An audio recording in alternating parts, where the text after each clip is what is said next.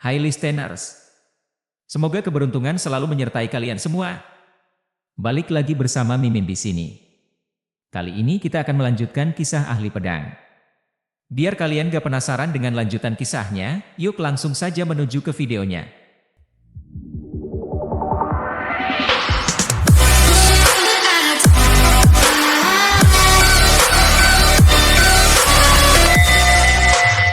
Bab 43, memasuki lembah Raja Iblis kembali. Suara komando Chen Fan menembus udara, membuat orang tua itu tiba-tiba berhenti dalam langkahnya. Dia berbalik, matanya melebar kaget, dan dengan cepat mendekati Chen Fan, kecepatannya hampir tidak dapat dipercaya. Pemuda, kamu memiliki masa depan yang cerah. Harus saya katakan, saya sangat menikmati berbisnis dengan individu sepertimu. Ayo, mari kita membahas masalah ini dalam suasana yang lebih pribadi, kata orang tua itu, mengungkapkan gigi kuningnya sambil tersenyum dengan senang. Saya hanya seorang pedagang yang licik, jawab Chen Fan, melangkah maju, senyuman samar terpancar di bibirnya. Seperti kata pepatah, tidak ada bisnis tanpa tipu muslihat. Seorang pedagang yang tidak menggunakan tipu muslihat bukanlah pedagang yang baik, kata orang tua itu, suaranya serius. Jelas bahwa dia cepat marah dengan siapapun yang berani menantang keyakinannya. Prinsip-prinsip orang tua itu telah lama menghancurkan harapan orang-orang di sekitarnya. Sebagian besar biarawan yang lewat telah menjadi korban tipu dayanya, dan identitas Chen Fan sendiri hanya semakin memperkuat kecurigaan mereka. Nilai inti iblis latihan Ki tingkat ke-9 jauh melebihi inti tingkat ke-8. Monster tingkat ke-9 ini sangat jarang, dan bahkan jika seseorang cukup beruntung untuk menemukannya, mengalahkan mereka bukanlah tugas yang mudah. Kota Lingxiao. Sebuah kota yang sederhana, pasti sudah lama ditinggalkan jika bukan karena keberadaan Istana Lingxiao. Namun, jumlah biarawan dalam periode latihan Ki telah berkurang secara signifikan, dengan hanya sedikit yang mencapai periode pembangunan dasar yang berani berkelana ke kota ini. Akibatnya, mencari inti iblis latihan Ki tingkat ke-9 di kota Lingxiao telah terbukti sia-sia. Tak disangka, Chen Fan malah menemui seekor harimau ganas pada tingkat ke-9 latihan Ki saat itu. Untungnya, harimau itu baru saja naik pangkat dan belum menstabilkan kekuatan barunya. Meskipun begitu, Chen Fan telah menghabiskan semua energi sejatinya, akhirnya memutuskan kepala makhluk itu dengan serangan terakhirnya dan mengambil inti iblis yang sangat diinginkan. Saat semua orang menyaksikan orang tua itu pergi, simpati memenuhi mata mereka. Kepala mereka menggeleng tidak setuju, dan percakapan bermunculan di antara para penonton.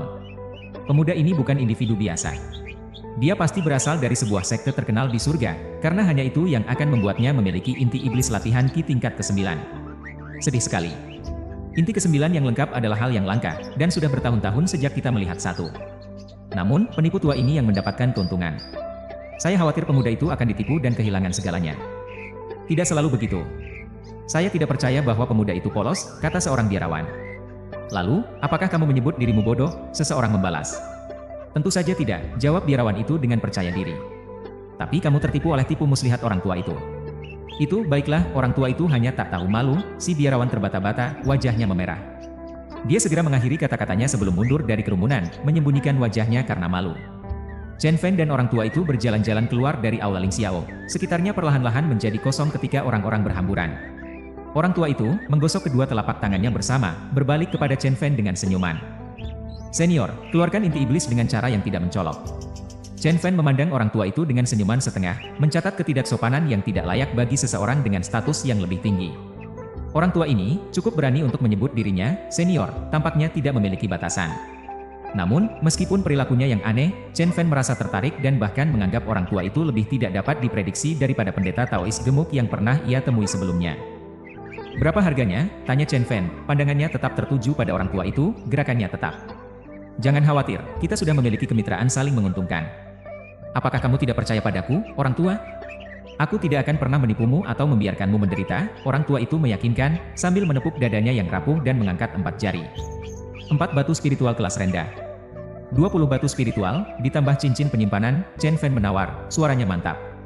Orang tua itu langsung melompat dari tanah, kemarahannya terlihat. Bocah, apakah kamu mengerti konsep harga? Jangan membuat dirimu menjadi bodoh. Inti iblis latihan Ki lantai ke-9 hanya bernilai 15 batu spiritual kelas rendah di pasaran. Kamu benar-benar keliru.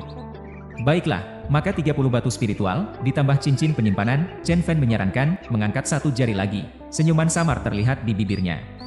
Bocah, kamu. Orang tua itu terhenti di tengah kalimatnya, matanya tajam saat ia melihat jari keempat Chen Fan yang siap untuk melakukan tindakan.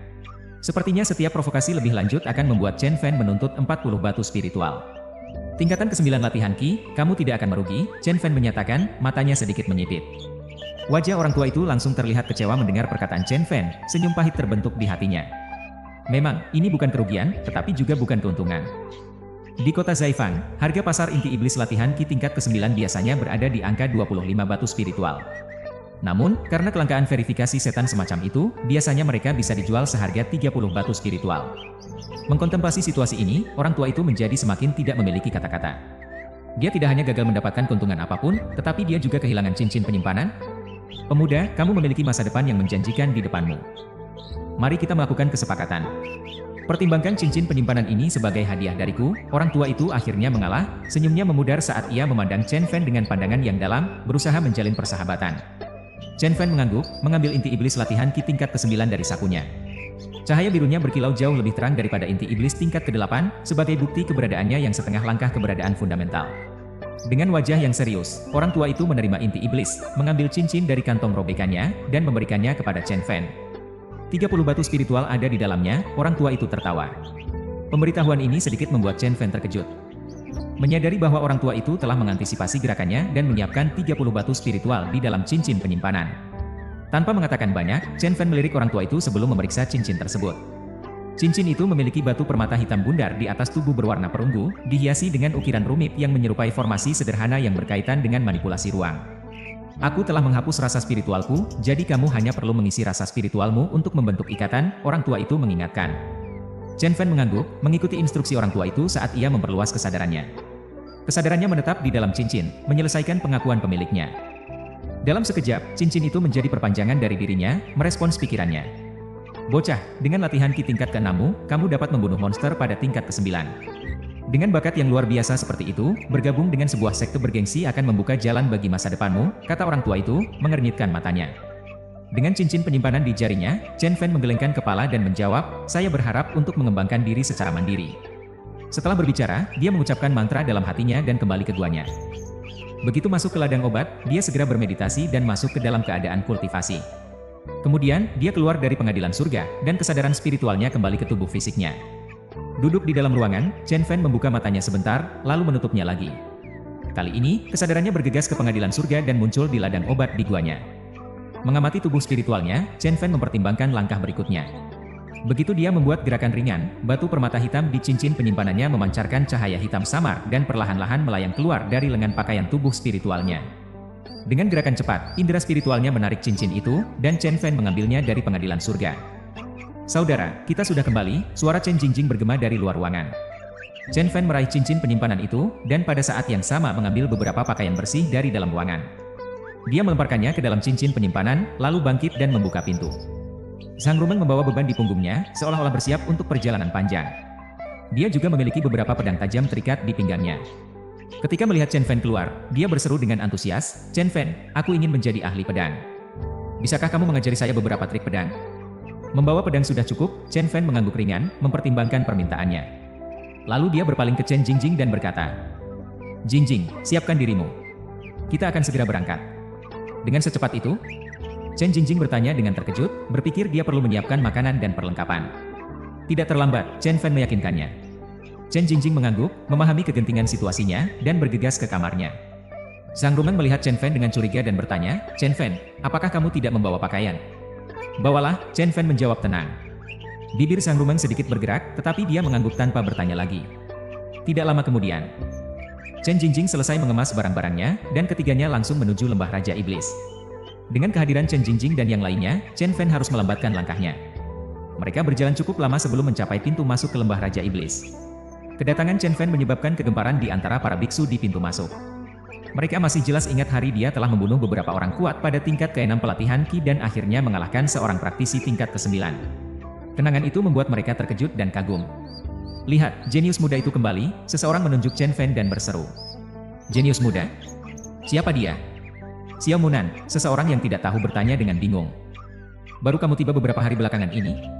Belum pernah mendengar tentang pertempuran di luar lembah Raja Iblis? Orang lain menjawab, segera mengumpulkan sekelompok pendengar untuk mendengar ceritanya tentang prestasi sebelumnya Chen Fan. Setelah beberapa saat, seseorang berseru, maksudmu biksu yang berada pada tingkat ke-6 pelatihan Ki? Ini sungguh mengundang iri. Dia memiliki dua wanita cantik di sisinya. Siapa dia? Rekan sesama murid? Pasti dia memasuki lembah Raja Iblis untuk berlatih. Inilah kesempatan kita, seseorang berkomentar, siap mengikuti Chen Fan dan menjelajahi lembah bersamanya. Namun, ketika Chen Fan melangkah masuk ke lembah Raja Iblis, dia dengan segera melepaskan kekuatan kesadarannya dan menyatakan tanpa bahkan berpaling. Siapapun yang mengikuti, bunuh mereka semua. Suaranya bergema seperti guntur, mengguncang hati banyak biksu dan membuat mereka membeku di tempat. Tingkat ke-8 pelatihan Qi. Semua orang terkejut, wajah mereka penuh dengan kejutan. Beberapa hari yang lalu, dia hanya berlatih di tingkat ke-6, dan sekarang dia telah membuat kemajuan yang begitu cepat. Pada akhirnya, mereka mundur dari lembah dengan rasa malu. Pembunuhan yang tegas oleh Chen Fan membuat mereka terlalu takut untuk mengambil risiko apapun. Kakak, kita mau kemana sekarang? Chen Jingjing dan Sang Rumeng dengan penuh semangat melihat ke depan ke ladang hutan. Ini adalah pertama kalinya mereka memasuki tempat ini, dan mereka sangat ingin menjelajahi. Lembah Yawang dulunya dianggap sebagai tempat yang berbahaya dan terlarang di hati Chen Jingjing dan Sang Rumeng. Itu adalah tempat hanya orang sekuat kakak mereka yang kuat, Mobai, yang berani mencoba masuk. Namun, berkat kehadiran Chen Fan, ketakutan mereka terhadap lembah tersebut perlahan-lahan berkurang. Ikuti saya, perintah Chen Fan sambil mengeluarkan peta dari kulit sapi dan memindai sekitarnya. Dengan mata yang penuh tekad, dia mulai memimpin jalan. Chen Jingjing dan Sang Rumeng tidak ingin menjauh terlalu jauh, dengan patuh mengikutinya. Saat mereka perjalanan, Chen Fan dengan cekatan menghindari pertemuan dengan binatang buas, dengan cekatan memandu mereka melalui kerumitan hutan. Tak lama kemudian, mereka tiba di sebuah gunung tinggi. Chen Fan memperluas indera spiritualnya, memastikan bahwa tidak ada makhluk lain atau manusia dalam radius beberapa mil. Dia berpaling kepada Chen Jingjing dan Sang Rumeng, berkata, inilah tempatnya. Di sini? Chen Jingjing dan Sang Rumeng saling bertukar pandangan bingung. Iya, di sini aku akan memberikan kalian 2 pil pembersih sumsum.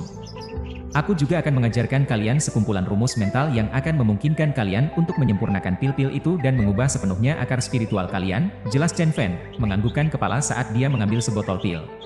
Si Shuidan. Chen Jingjing dan Sang Rumeng terkejut, hati mereka penuh kekaguman. Menurut pemahaman mereka, si Shuidan adalah ramuan yang hanya dikonsumsi oleh mereka yang berada dalam tahap pendirian dasar kultivasi. Iya, ini adalah penggunaan yang tepat dari si Sui Pil.